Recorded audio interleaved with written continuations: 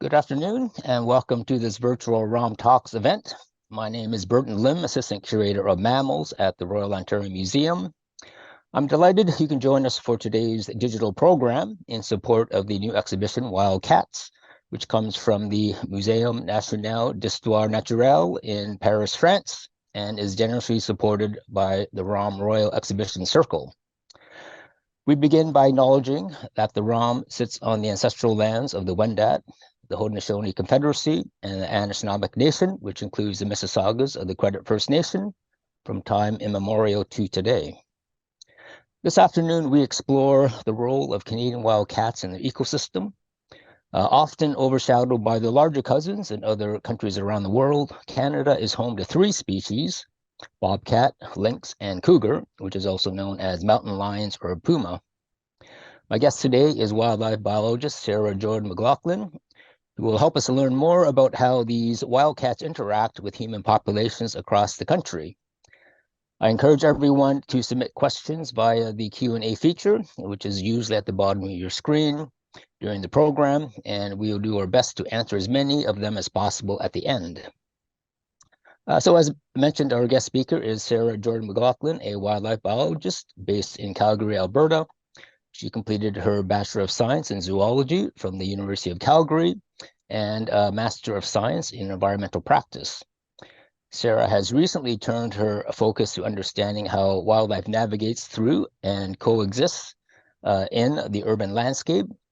She currently works as a conservation analyst in the Mistakis Institute for the Rockies and is a naturalist with the Weaselhead Glenmore Park Preservation Society. Sara is also a member of the City of Calgary's Biodiversity Advisory Committee and is the Western Canada representative for the Wild Field Research and Management Association, in addition to the International Society for Endangered Cats and the Alberta chapter of the Wildlife Society. So welcome, Sara. Thank you so much, Burton. I'm really excited to be here. Okay, so let's just get right into our conversation or discussion. So the Wild Cats exhibition just opened at the ROM, and it covers approximately 38 species that are found throughout the world. But before talking about your research here in Canada, have you worked on or wanted to see any particular cats in the wild in other countries? Oh boy. So I wish I could say that I have worked on other cats across the world. I've been lucky enough to meet all of Canada's species, but in different contexts, but I've not been able to see any of our other wild cats. But there's definitely a few that are on my list for what I'd love to see or study. Starting with the tiger, because, well, they're kind of like a gateway species to cats, I feel like. They're so charismatic and everybody knows what a tiger is. It's something we learn about from a young age. But even more than that, the idea to me in Canada that we've got, 100 to 150 pound cat that is wandering through our forests and we could be interacting with is pretty remarkable. But if you scale that up and think that that cat could be 300 to 500 pounds walking through the forest with you, it's suddenly just this incredible thought that there is something that amazing wandering through forests in our world. So that's definitely on my bucket list and definitely where my fascination with cats started. But there's a couple of others that I really would love to meet as well, including clouded leopards, which I think are pretty remarkable cats. They've recently actually been divided into 2 different species. So there is the Neophyllus nebulosa, which is the clouded leopard, and then there's the Sunda clouded leopard, which has recently been discovered as a new species altogether from its other one. But the thing that's so cool about these guys, well, there's a lot of cool things, but they're basically the closest we have to a saber-toothed cat that's still living, which is remarkable. A tiger's is about, 3 inches long, but a tiger is also about 4 to 5 times the size of a clouded leopard, even more than that. Like a clouded leopard is only about 35, 40 pounds. A tiger's 300 to 500 pounds, and you have this cat with the same size teeth almost. And they're also really cool because they live in the trees mostly. They spend a lot of their life in the trees, and they are one of only 2 cats with rotatable ankle joints. So they can come down trees face first, like a squirrel, where other cats have to come down the other way. So I'd really like to see that in the wild. And I hear in Toronto, you guys actually do have clouded leopards at the zoo. So I'm a little bit jealous. Have you seen them there? I have seen them, yes. And that is a very cool anatomical adaptation they have for climbing. Yeah, the only other one is the margay in South America, Central and South America. So It's interesting that only out of 40 cats, only 2 of them have Mm. actually developed that adaptation to go face first down a tree. And if I had to pick one more cat that I'd really, really, really like to see in the wild, it'd be the rusty spotted cat. So the tiger's the biggest, the rusty spotted cat is the smallest. Like, look at that little kitten in that picture with that leaf. Sure, that's a giant leaf, but that kitten is actually almost full grown. Like that is almost a full-size rusty spotted cat.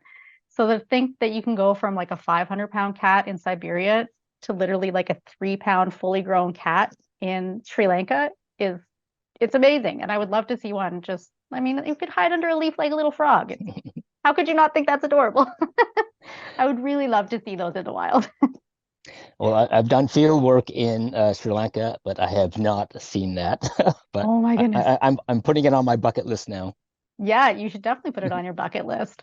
But if I had to pick one that was going to be something I would want to study, I would probably pick the marble cat just because they're still so unknown. So they have a lot of range overlap with things like clouded leopards. They are also, they know, are threatened by oil palm plantations, but we don't really know a ton about them. And you can see that they're a remarkable looking cat. They've got a very long tail, similar to kind of a snow leopard, and they've got that spotting similar to a clouded leopard, but so little is still known about them that it's hard to know what their major threats are and how they can be conserved without understanding more about their biology.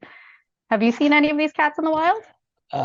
No, I haven't. But we have at least 2 of those 4 that you just mentioned in the Wildcats exhibition at the ROM.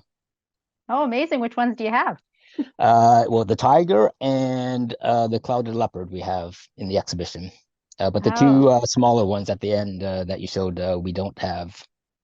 and a lot of people don't even know they exist. So it's Yeah, one of those, yeah, it's there's still so much to learn, even though we think we know yeah, a lot about cats, there's still so much to learn. yeah.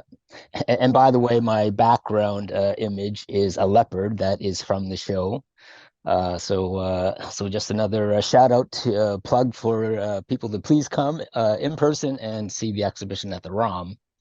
Okay, so my next question is that people are in general familiar with cougars, but bobcats and lynx or more of an unknown.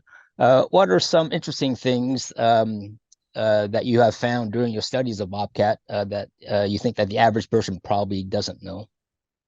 Well, I think there's a lot because when it comes down to it, bobcats in Canada have really not been studied much at all. There has been no study of them in Alberta outside of like there's no published papers outside of what I published for my master's, and there's not a lot going on in other provinces either, which is kind of interesting actually because they are a super adaptable cat. They're adaptable to a wide variety of habitat types. They can adapt to human presence. They can adapt to all of these different areas. And I think a lot of people would be surprised that they can exist in a lot of these places. And one of the other interesting things that I've learned is that you can identify them just like a tiger. Every tiger has its own stripes. So too with bobcat. And you can actually use things like their tail stripes. So you can see I've kind of circled here on the images where you can see on their tail and also their leg stripes. You can also use their pelage pattern on the side and their faces, but usually these legs and the tails are going to be the easiest things if you're looking at images like I often am. And something cool that I just learned about bobcats, and not from anything that I've done, but just in a recently released paper, is that they can actually remove chronic wasting disease from the environment. So along with cougars, they've actually been found to, if they ingest or kill a deer that is infected with chronic wasting disease, what comes out the other end is only about 1 to 2% of the prion load that went in. So they're actually removing this disease from the landscape. So as we learn more about these cats and where they're interacting with chronic wasting disease, they can be a really great nature-based solution for helping us deal with that, which I So think is you're pretty you're you're cool. saying you're saying that cats are good, right?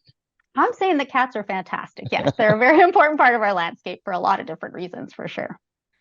Yeah, so getting into that, camera traps are a relatively new method, I think, to document, species diversity in an area and to monitor individual movements of animals that you sort of getting into here. So can you tell us other uses of camera traps in your research? So prior to looking at any cats in the city, I do work now more in an urban landscape. But prior to this, I've been involved in projects that use them to look at grizzly bears in Banff, to have them next to rub trees and document their presence as part of a connectivity, seeing if they're using the overpasses and underpasses in Banff National Park. Also looking at grizzly bears and their trail use compared to people. So you can do comparative studies of how they're using it in relation to each other or in relation to people. And also, I was really fortunate to be able to look at Cascade red foxes in Washington, which are like a subspecies of red fox that is only found in Washington and Oregon in the Cascade Mountains. And my job was basically to watch dens and look and document the kits and watch their behaviors. So we also had remote cameras set up there to catch activity when we couldn't be present. So that's kind of beyond what I've done now, which is more of a remote camera study inside the city of Calgary, in and around the city of Calgary. So we've used these cameras initially to see what wildlife was in the city, because hilariously, when the city of Calgary was in negotiations with the province of Alberta to build the last leg of this big ring road that we have now encircling the city, somebody mentioned that maybe we should figure out what wildlife is using this area. And the province said that there's no wildlife in Calgary. So a study was begun with the city of Calgary partnering with the Mistaki Institute and some other nonprofits to see what wildlife actually exists and where inside of our natural areas. And now we've kind of extended that beyond just understanding what is where and looking at how they're moving in and out of the city and monitoring ecological corridors in and out of the city as well. So bobcats are definitely a part of that. Okay, great. I've used camera traps a little bit in some of the work that I do. So most of my work is in tropical places. I've seen some of the wildcats that are in like South America, jaguar, ocelot. But on camera traps, on occasion, I've also picked up bats flying around the forest at night. So bats can also trigger camera traps as well. So I thought that was pretty cool when I caught a few images of bats flying. I've heard that bats are hard because they move so quickly that it's hard to actually catch them on camera. So that's very cool. They're not great pictures, but they're identifiable as a bat. And sometimes I can actually identify them to species as well. You know, we don't always get great images on cameras, but I think that's the thing that people usually see images that are good, but they don't realize that there's hundreds of thousands of pretty terrible pictures that we get on camera. but they're good records to document a particular animal in a particular place at a particular time. Yes, if you can identify that animal, it's fantastic data. So it's cameras are very useful, I think.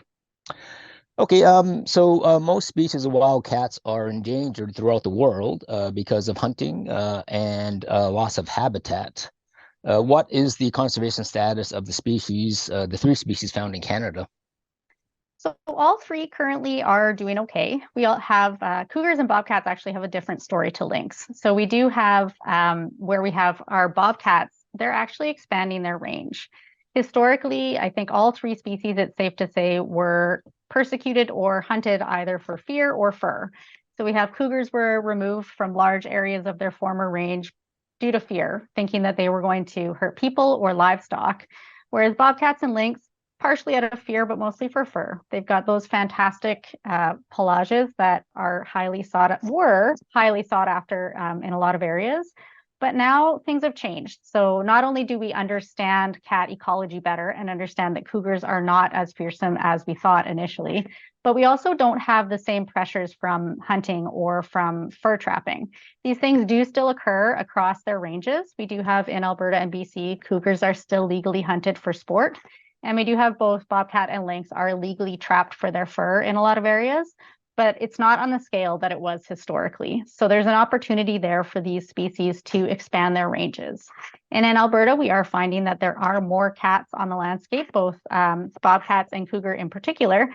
And we are seeing that cougars are expanding their range eastward. So our cougars from the west have not yet reached the east, but they have moved into Saskatchewan, and there's some vagrant sightings in Manitoba, whether that's coming from Saskatchewan or coming from the United States. It's unclear.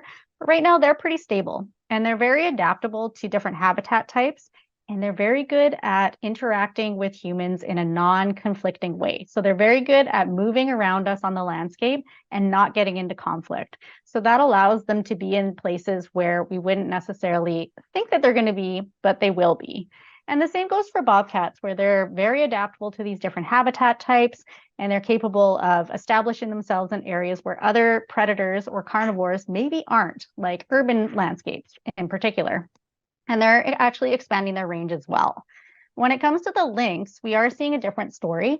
They're still stable across their range, but they're a little bit more in danger of losing ground over time. And in particular, I hate to say it, but it's actually in part because of the bobcat as well. So as climate change is changing the habitat and prey availability of lynx, who are highly dependent on snowshoe hares and snowpacks, lynx really like their boreal forests and they like a deep snowpack. So they're generally found where these two habitat components exist.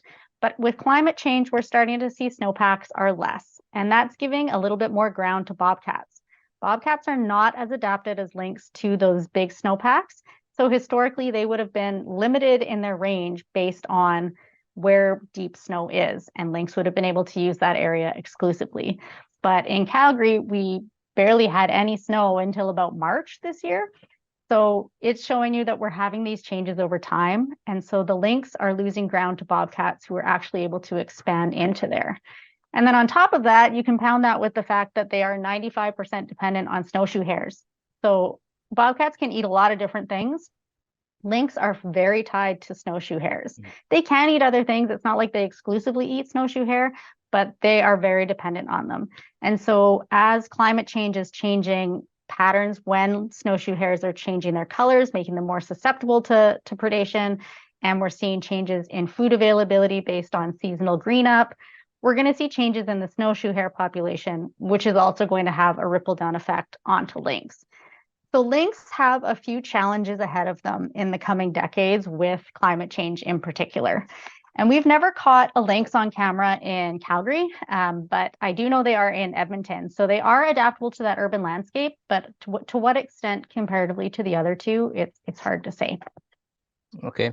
I know historically the distribution of cougars included Eastern Canada, but I've heard people refer that they might have been extirpated from Eastern Canada, but now you're saying that there might be expansion from the Western populations eastward to Ontario. Is that a good sort of summary of the history of cougars in Eastern Canada?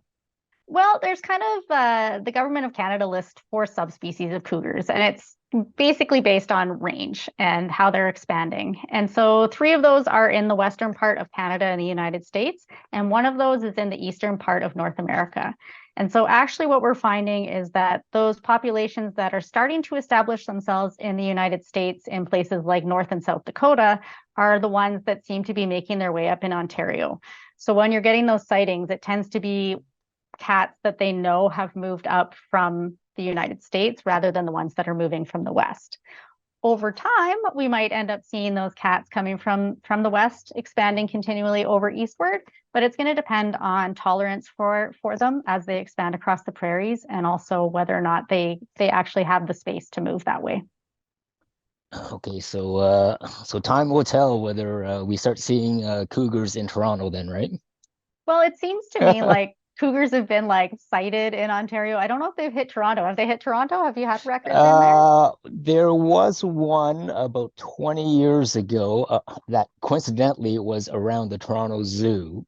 So I'm pretty sure it didn't escape for the Toronto Zoo, but people were saying there are no. It was just anecdotal observations. So people thought that, and then it was never seen again. So people thought that maybe it was an escaped pet. So I know sometimes they're kept as exotic pets. Is that correct? That is correct. Yeah. Not in Alberta, it's illegal to have exotic pets like that. No wild cat can be kept as a pet in Alberta, but in BC, there are exceptions, and I believe in Ontario as well, there's some exceptions. Not sure if cougar's on the list, but definitely in the States. So even if one were to escape from nearby in the US, it could make its way up into Canada for sure. Yeah. So on occasion, we hear of people encountering wildlife, such as cougars and other animals. So what can we do to lessen the chance of getting too close to wild animals that could, potentially result in bad outcomes? For sure. So this kind of is going to depend a lot on both the animal itself and also the context that you're in. So one of the biggest things that is going to be creating conflict is building in areas where these animals tend to be. So as we're looking at on a big scale, looking at ecological corridors and understanding where wildlife moves, we can take these things into consideration when we are developing roads or we're making new suburbs or we're building infrastructure anywhere. We can kind of look at what's in the area and how could we build it in a way that still allows wildlife to move through. That's going to be a big way to lessen our conflict with any animal. But when we look at carnivores in particular, which tends to be something that people are more concerned about than ungulates, which I don't know, you should probably be concerned about a moose as well, but moose and deer can also be scary in certain contexts. But looking at where and when you are in places. So if you're out in the backcountry and you are aware that there are potentially these animals in the area, taking those precautions like carrying bear spray, making noise, and also staying on designated trails because wildlife tends to both temporally and spatially separate themselves from human activities. And so if you're constantly going off trail into the bush, you have a greater chance of running into an animal in a situation that they weren't expecting, and that can then trigger an interaction that neither of you was really expecting. And when we look at the urban context, some of the other big things, staying on designated trails, also keeping dogs on leash. Off-leash dogs are a big trigger for a lot of wildlife because they also look very similar to their wild canid cousins. So these animals like cougars or moose or bobcats that might interact with coyotes and wolves in other contexts are going to be a little bit more defensive when they run into an off-leash dog. We had an incident last year in Calgary where somebody had their dogs off leash. They ran into a mama moose and her two calves, and one of the dogs was consequently killed. In that same area, there had been lots of records of people with dogs on leash with no conflict. So we can see there's definitely a different response from these animals when they have an off-leash dog in front of them versus an on-leash dog. And we find that with coyotes in particular as well too, where they can differentiate between an on-leash dog and an off-leash dog and which one is going to present a greater danger to either their den or just them in general. So keeping dogs on leash in an urban context in particular is a huge one. And also for us in the city, we've noticed that wildlife tends to shift when they're using the trails in response to human activities. So they are using the trails more at night when people are not as active. All of the cougars that we have caught in the city, and yep, we've caught lots of them in the city on the periphery. So they're in our parks that are around the periphery of the city, but all of those images have been at night. Bobcats also tend to be at night. Some of them are during the day. Like, I mean, you can see the one, actually, there's a story behind that one on the left, but that bobcat is active during the day, but that trail at that time was not a high human use trail because it had flooded. So there was actually no people on that trail. And so there was a lot of wildlife showing up on that camera when people were excluded from the area, which was actually really cool to see. I really liked seeing that. So, other than the city, how often have you encountered wildcats if you're outside of the city setting your traps? Is it a rare occurrence, or do you regularly see stuff when you're setting your camera traps or doing your own research out in the wild? The only time that I've ever seen a cougar in person was actually when we were actively collaring them. So when we actually had dogs had treed them and we could see the cat that way. I know that I've been at either in the forest or at a kill site for a cougar. I know they've been close because we've had radio callers that can tell you that they are in the area, or you can just perhaps see tracks that are close by, or you can just sense that there's something close by. But I have never actually seen a cougar outside of kind of a more staged context, which I'm a little bit sad. I would like to see one. So it is a rare occurrence when it does happen. So when people do see them, obviously, keep your distance, but I guess savor the moment because it doesn't happen that often. Yes. And I would also say the automatic thought that, oh my gosh, I've seen a cougar, I'm about to get attacked. That's really not necessarily true. Cats are around us far more often than we realize, and they don't want anything to do with us. They are curious, and they also want to understand how we're behaving because they, as individuals, can also change their behaviors in response to how they see us behaving. And so they are learning as they're watching us. And that's another good coexistence strategy is actually understanding the different behaviors of individuals and realizing it's better to work with the ones that have that knowledge of how we operate and how our movements are going to affect them rather than a naive cat. So one of the other things actually is in management in Alberta in particular, they've started to take into account the age structure when they're looking at harvesting quotas. And I personally am not a fan of sport hunting in any context, but in the management perspective, they are looking at changing the quotas based on age structure. So keeping those older cats on the landscape because they have learned that those are the ones that are getting into conflict with landowners and with people in general less than some of those young cats that are just dispersing to new areas. Yeah. I've got a quick little story I'm going to tell related to camera traps and wild cats in South America.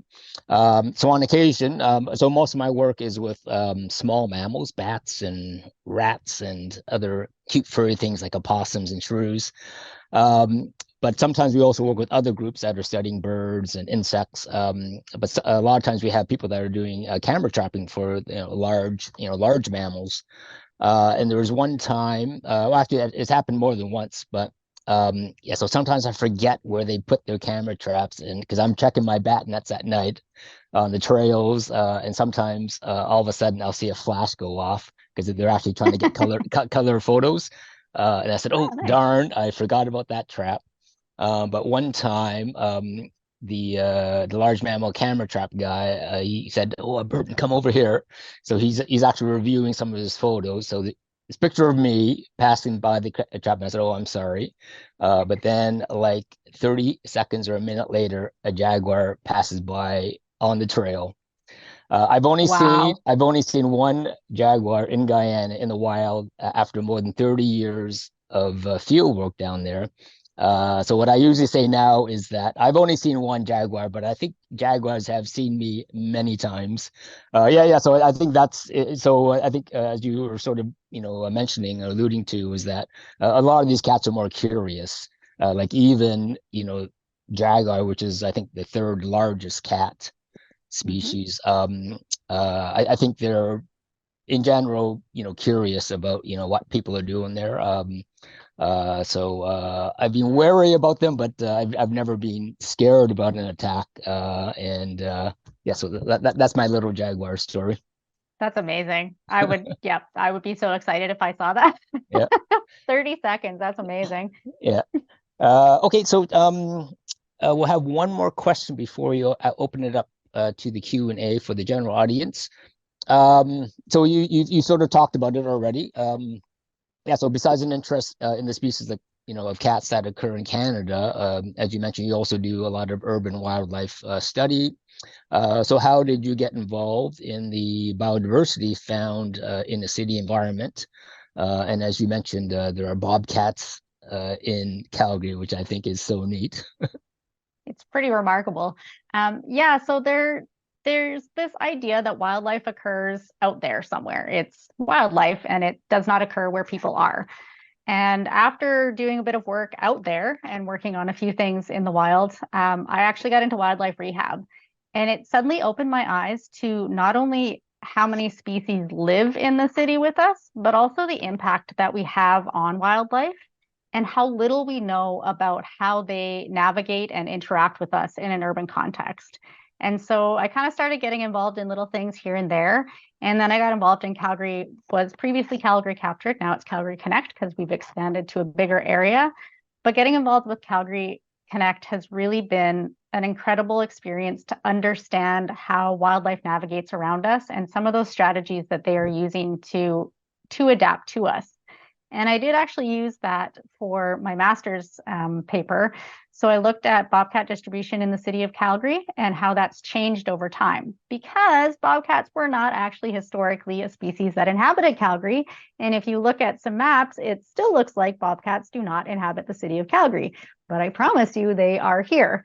And so I wanted to understand how they've changed their distribution over time, based not just on the camera trap images, but also on calls into 311. So reporting to the city's website and also calling into the city to say they've seen a bobcat.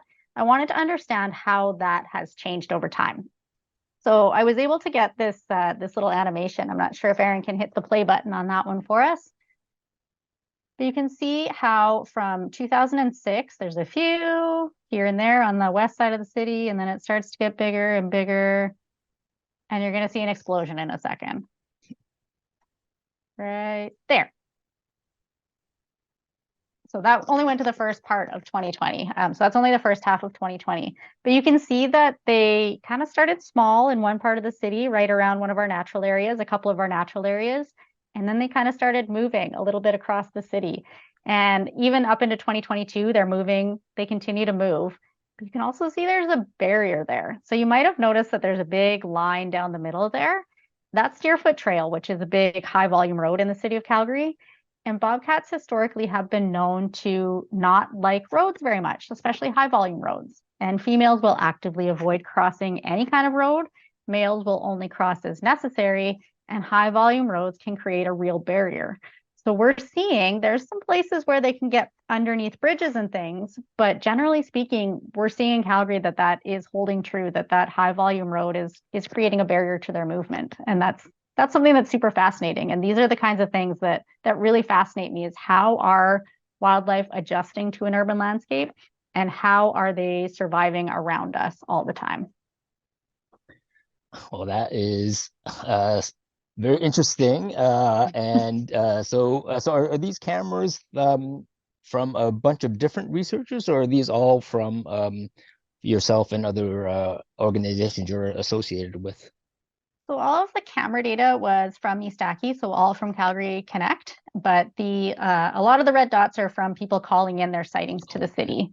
And so we kind of took it on a thought that people are calling either because it's the first time they've seen it, they're scared or excited, or they didn't know the bobcats occurred in the city. So a lot of those dots are going to probably not necessarily 100%, but are probably going to correspond to a novel sighting, because you can see they'll decrease over the area where they were more, because I think people were calling them in less. But we still see them on the cameras more and more in these areas as well, which is really super cool, and kind of understanding that they are moving across the city and that you can see they were not historically in the city is really cool.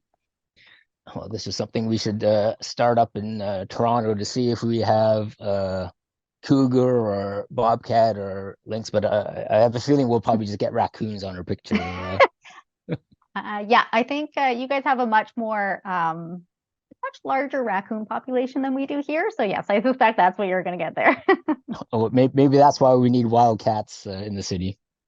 Well, actually, it's kind of interesting because raccoons also historically did not occur in the city of Calgary, and kind of on a similar timeline, they've begun to move into the city, but they're behaving much differently than your raccoons. They're sticking to our natural areas, and we're not getting the same volume of calls of them outside of natural areas. So they're very different from your Toronto raccoons.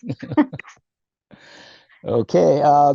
Well, that was very informative. Thank you for talking about your cat research and your cat work. I see there's a few questions in the Q&A box, so people keep sending in your questions. So let me just go at the top of the list here. So the first question from the audience is, what has been your favorite experience with wild cats? My favorite experience with wild cats. Ooh, that's a good question. Actually, it is with a bobcat in my backyard. And it is the only time a bobcat has ever been in my backyard. But it was during COVID, and my daughter was very young at the time. She was only 3. And we were walking around the garden, and we had a cat at the time named Thomas, who was inside because that's where I like to keep my cats. And he was inside, and she kept saying Thomas. And I was like, yes, yes, Thomas, Thomas. And then all of a sudden, a bobcat jumped up on the fence. And I just stood there, just frozen, because I had no idea this cat was there. And I was just shocked because I've never had a bobcat in my yard before. And the cat just slowly walked the whole length of the fence and then just like went down into the neighbor's yard and disappeared. And it was a pretty incredible experience for me. All right. I wish I could see that. I'll have to come visit you in Calgary. Yeah, but I can't get one back in my yard. I haven't seen one since, but Okay. I'll try. Okay, so the next question is, can you give us quick identifiers for each Canadian cat species? So if we see one, we know which species we are seeing. Sure. That's a great question. So cougars are one that people will often mix up with deer because they have similar coat patterns, or not patterns, coat color, and sometimes can look similar size as well. So they are generally, we would describe it as a tawny color, so kind of a lighter brown color. And they do have very muscular bodies. I don't know if Erin, if you can go to one of those pictures of the cougar and the bobcat in the same image again there. Maybe back, I think, yeah, that's the one. There we go. So this is a really good comparative image. This is kind of cool because this is literally 2 days apart on the exact same trail in Calgary. And they're basically taking the exact same steps. So I just wanted to share that because it's super cool. But it's also a good way to see the difference between cougars and bobcats in particular. So you can see with that cougar, they do have that large muscular body, and the tail is going to be that big giveaway comparatively to a deer. So they do have a very long tail, and it does have a black tip at the end. So you should be able to kind of see, if you don't see that big long tail, you're probably not looking at a cougar. But often the only sighting you're going to get is you saw some brown, and you might not see the whole animal. So it can be difficult to tell. But compared to a bobcat, because sometimes people do confuse the two, bobcats are substantially smaller. Cougars generally range from about 70 to 140 pounds, whereas the bobcat is usually like 20 to 35 pounds. So they're substantially smaller, not much bigger than a house cat. And they do have those striping patterns on them. And they also have a black tip on their tail. So there will be a stripe and a black tip on the tail. And then the striping on the legs, smaller feet. So their feet are not much bigger than a house cat either. So if you were to see their tracks, you can tell the difference, but there's not a huge size difference from a house cat to a bobcat. And they also do have spots on the back of their ears, which cougars also will have as kittens in particular. And a cougar kitten will also be spotted, but it will be spotted, not striped. So you'll be able to see the stripes on that bobcat. And also the tail is going to be the dead giveaway that you're looking at a bobcat, not a cougar. But if you were to compare it with a lynx, there's kind of that one's a little bit harder at first glance because lynx can also have that spotted striped pattern on them. However, generally speaking, they have less of that. They also have big tufts on their ears, longer legs because they are adapted to being in those deep snowpacks. And the biggest adaptation they have for being in those big snowpacks is snowshoes. So they've got massive feet. So they have, if you were to find tracks, you could very easily confuse them with a cougar if you don't look closely. So they have those giant feet. They're very slightly bigger than a bobcat usually, but they have a lot of overlap in their size range. So you might not be able to tell at first glance. If you see those huge feet, you have a lynx on your hands. And those tufts. And then they also actually have a shorter tail than a bobcat, believe it or not. And there isn't that black on the tip of it. So those are kind of the easy identifiers if you can see them. Okay, great answer. So the next question is related to, I think, the last slide with the dots on it. So how likely is it that red dots represent the same bobcat in different locales? That's a really great question. And that's something that we are kind of hoping to look at next, is the range of a cat, the territory size and the home range of cats in the city of Calgary. We don't know. We can look at other municipalities, but we're also finding that bobcats in cities behave differently than the ones that we have in Calgary. They're utilizing the urban landscape much more frequently, like human built up areas. They're in backyards and seen during the day very nonchalantly, like people are not part of it. People exist, but they're in the background. Whereas in other places, you're seeing these cats hiding, generally speaking, from people and not making themselves as visible. So studies in like California and Chicago looking at bobcats in the cities are not, I don't think, going to be quite the same as Calgary. So 3 to 5 kilometers has been estimated in some places for a home range or territory size, but we don't know. So some of those definitely are going to be the same cat, but which ones and how many? That's a great question. If anybody wants to give us some funding so we can so we can look at that, that'd be great. All right, get that plug in there. Yeah. Okay, now next question is, how can other Canadian cities be more welcoming to big cats? Well, I guess it depends which cities you're speaking about. So there's places like Edmonton and Calgary where we do have our river valleys, which are wildlife corridors. The city of Calgary has actually put into our municipal development plan an ecological network. So it takes into consideration those movement corridors. So speaking with city councils and having them understand that wildlife may be moving through the city and identifying where that will be and prioritizing that for not developing into is a big way that you can be just wildlife friendly in general. And you'll also reduce conflict because they'll stick more to those corridors than coming into the urban areas. Yeah, I guess also tree cover is cats like cover. Every cat likes cover. So having more of an urban tree canopy or just urban vegetation is also going to be a good idea. But also making sure that people are ready to interact with cats is a huge one. Okay, what can regular folks do to help protect wild cats from the impacts of climate change and hunting? That's a good question. Hunting is a hard one because hunting is political as well as population management. So if you do not like that there is hunting taking place, you can contact your MLA or your MP or even your local city councillor and let them know how upset you are. Because if politicians do not realize that people care about these issues, they do not do anything about it.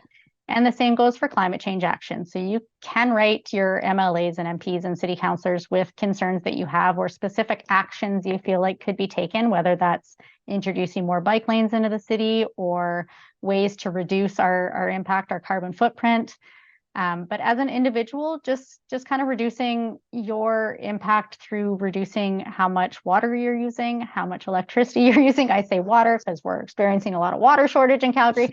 But electricity, biking where you can, using less materials overall and paying attention to where the things that we buy come from. And I think that's one of the biggest things for us as individuals to mitigate our climate impact is paying attention to where the things that we buy are coming from, because that's where a big impact is happening. Okay, good, thanks. Is there any known interaction between domestic cats and wild cats? Do domestic cats pose any threat to wild cats? They sure do. There's a couple of ways that they can interact with cats in a negative fashion. So house cats could be seen potentially as competition. So in our urban landscape with bobcats more than with cougars, they could be seen as competition and fights or death can happen to your house cat. They could also be viewed as prey for both cougars and bobcats. And I suspect a lynx would not think twice either if the opportunity arose. The other thing is going to be disease transfer. So a lot of the diseases that a house cat could get, a bobcat, cougar, or lynx could also get. So you could potentially have, when you have more animals on the landscape, potentially transferring that disease between each other, the chances of it jumping over between the species is greater. So if you have cats that are roaming free, that are not vaccinated, you increase the chances that could then translate over to our wild cats. Okay, I think it's sort of related to this next question. I'll read it out and see if there's any other thing you want to add to it. There were lots of stories from all over the world about human behavior during COVID, changing animal behavior. Have you heard any such stories regarding the wild stories regarding the wild cats of Canada? Not really. I haven't actually heard too much. I'm not sure how much was looked at in Canada.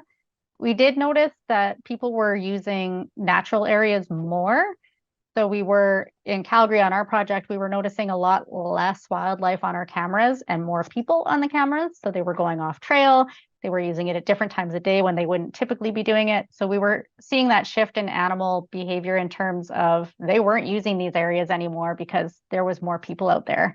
But in terms of actually effects on wildcats bigger than that, I don't actually know anything. Okay, and the last question. Are you seeing much immigration of wildcats from the US into Canada? Yeah, for sure. So a lot of that eastern cougar population is known to be coming up from the States. Some of those individuals have been collared in the States and then have made their way up, or there's other defining markers that they can trace it back and forth. Genetic DNA analysis has kind of linked them. So we're definitely seeing cougars that are moving up. Bobcats, probably. I don't actually know, to be honest, but in Calgary, historically, bobcats in Alberta were along the Rocky Mountains and in the southern part of the province. And so how they're moving further into the province is unknown, whether they're coming up from the States and further from the south, or whether they're coming from BC across into Alberta.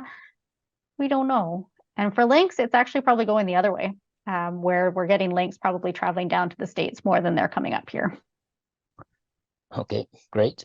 Okay, well, thank you all for joining us today, and thanks for all those great questions. And of course, to our guest, Sara Jordan-McLachlan, for sharing some of her work and passion with us. We look forward to staying in touch with you and hearing more about your work in the future, Sara. Thank you so much for having me. Okay, so thanks again to everyone for spending your time with us today. The Wildcats exhibition is now on at the ROM, and we hope to see you again soon at more cat-related ROM programs, both in person and online. And have a great afternoon.